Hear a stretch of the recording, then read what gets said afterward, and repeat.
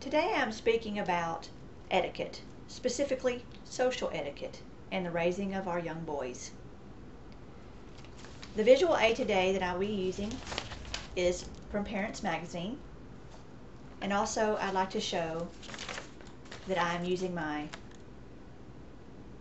outline.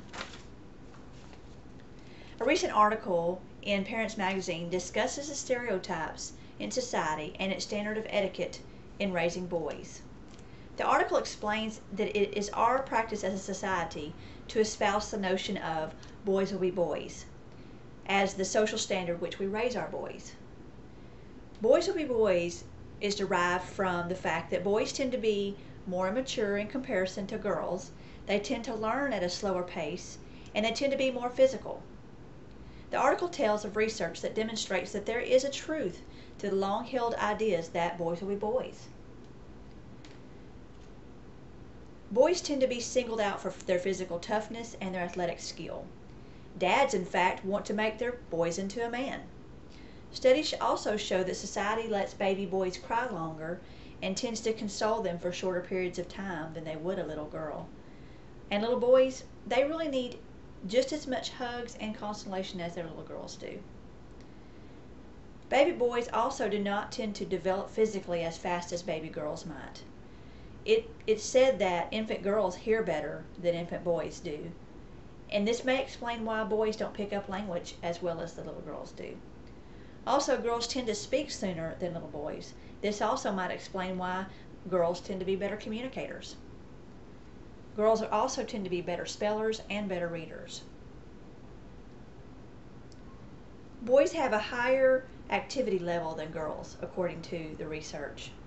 They tend to roughhouse, are more physically active than girls, and this may explain why they are less compliant with their parents. They're also more easily frustrated, and they have difficulty adjusting to social situations, according to research. Society sees boys as a lot of times intentionally defiant or deliberately destructive. When they might throw things, kick someone, or disobey, it could be that they haven't developed the ability to resist impulses as of yet. Society also maintains that boys don't read well. Early readers that are boys do tend to struggle more than little girls do, according to our research. It's important that they learn to read on their own schedule, though, and that you don't force them to learn reading. Instead, let's read to him nightly, and this repetition may instill confidence in his reading mastery. That's a more realistic goal for the boy. Also, kindergarten used to be all about play and social development. Now, children are expected to learn quicker, to learn to read quicker, more fluently, to write more legibly, to listen more quietly. And boys tend to lag behind because they are more interested in physical play.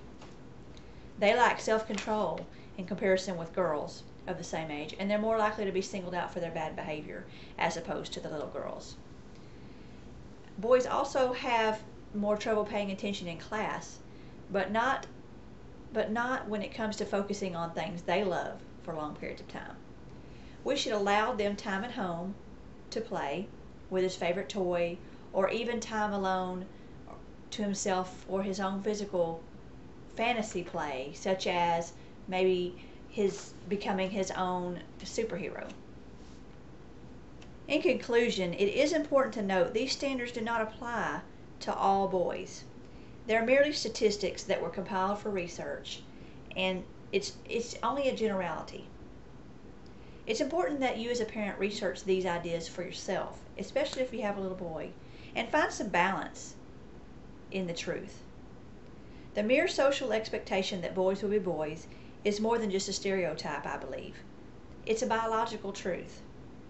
Boys should be raised knowing that they can do anything they set their mind to, and that they don't have to adhere to the stereotypes that society has placed on them merely because they're boys. With these ideas in mind, watch out. You might just end up with a well-adjusted, loving, caring young man. Thank you.